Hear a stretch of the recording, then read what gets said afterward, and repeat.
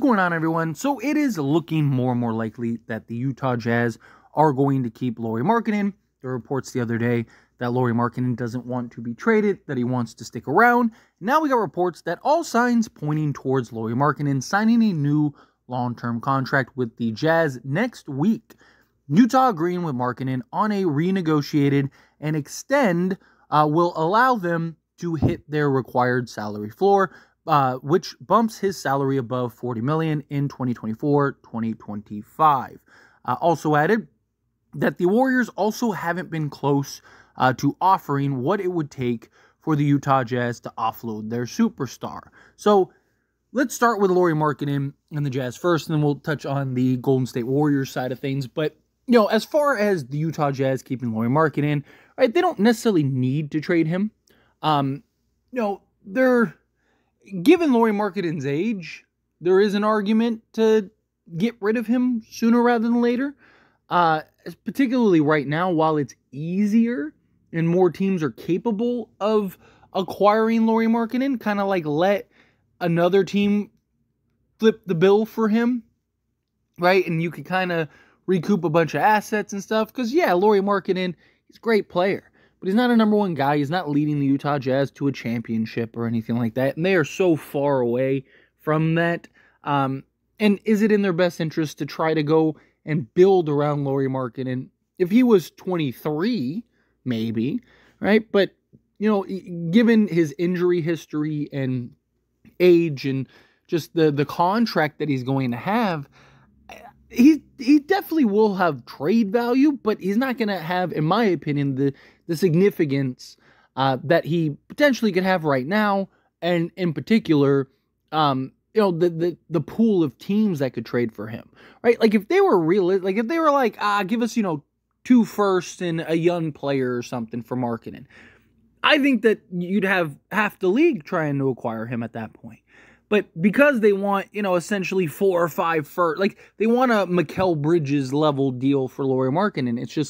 It's tough, right? Not many teams have the assets necessary to go and pull that off. And, Lauri Markkanen, he's going to kind of just be kind of whittling away in Utah, in my opinion, right? And then that $40 million, I don't know if he's worth that amount. Is he worth more than 18? Yes. He's probably in that 25 to 30 million range. Because again, he's not a number one. He's clearly not the best player on a contender. He's not a franchise cornerstone guy. Is he a number 2? I would argue no. And at 40 million, unless you're one of the top 2 players in the league, or not in the league on the team, you're being paid as such. Right? So again, how many teams want to go flip the bill to trade for a guy that's making 40 million that isn't going to be your number 2 option, right? Like the Warriors, they might do it right now because it's like, oh, they don't have to sell the farm to go get him outside of assets. But at 40 million, they'd have to trade 7 guys, right? So it's kind of a rock and a hard place for the Utah Jazz. But Lauri Markkanen seems like he wants to be in Utah. Like he's happy there. He wants to sign that extension. Utah seems like they're willing to give him that. Word is that Lauri Markkanen is not going to sign that new extension until after August 6th. The reason August 6th is so important is because that's the last day in which Lauri Markkanen could still potentially be traded, even if he gets the new deal. Where after August 6th, even on the 7th, that would no longer be the case. So they would basically have Lauri Markkanen, no matter what, throughout the remainder of the season. Now, could next offseason we be right back in this situation? Sure, it is. But as far as the trade side of things for Lauri Markkanen and the Warriors in particular, because there have been other teams, the Spurs are a team that's been linked to Lauri Markkanen as well. But the Warriors have been the team that seem to be pushing the hardest. I don't really blame them for not wanting to trade, Pod or Kuminga for a Lauri Markkanen. They're trying to flip Moses Moody in a pick-heavy return for Lauri Markkanen, which, again, if you're the Jazz, is that really the worst return?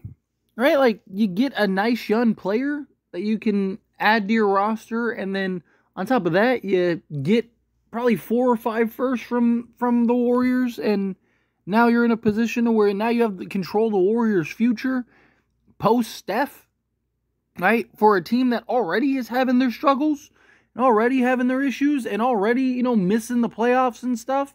And that's even with Steph, right? So what are they going to look like post-Steph is the question. So, I don't think that that's the worst return imaginable, but I understand for Utah's standpoint, they're like, hey, we'd like, a potential all-star level player in like a Kuminga or something in draft picks.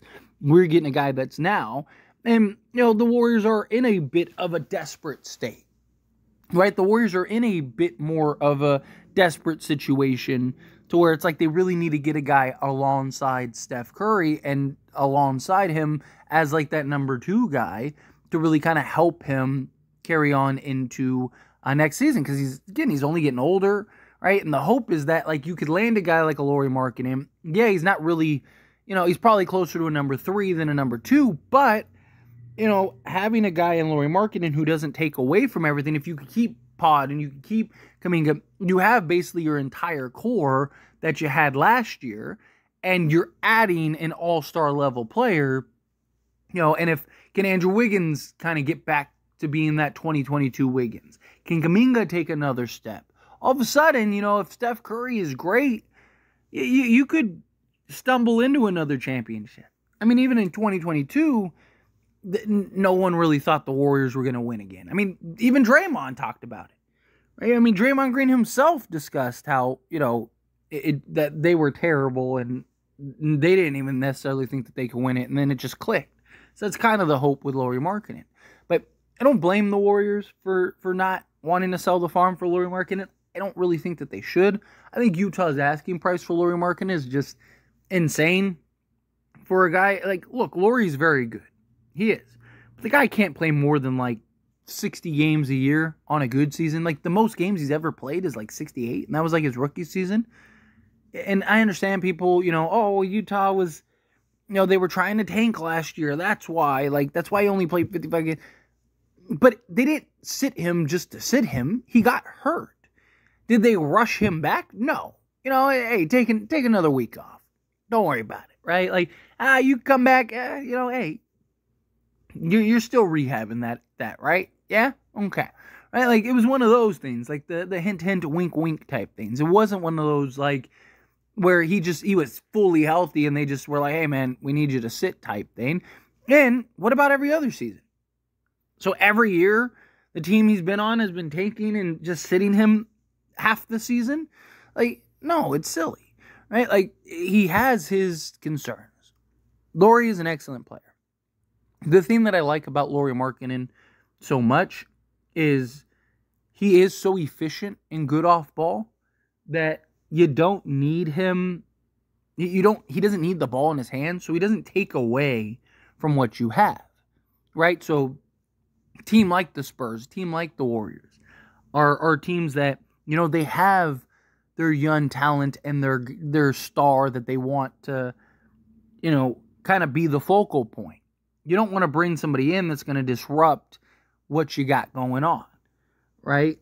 Well, Lauri Markkanen is a guy that is one of the most just plug-and-play guys in the entire league, right? He's one of the best just, hey, you can slot him in and he could just go get you buckets type thing, right? You could slot him at the 3, 4, and even on occasion a 5. I don't really think he is a 5. I think even his style of play is closer to a 3 than it is a 5. Like, he plays closer to him being 6 feet than he does 7 feet, but still, like, he does have the length, he does have the size, he does have the things that really give him some advantages on most nights for the league, right? I don't like, if you're Utah again, you don't want to just give him away. I'm not saying that they should just give him away or anything like that, but if you can get a nice return, if Lauri Markkanen was 22, 23, it's like, like he's a real foundation piece, but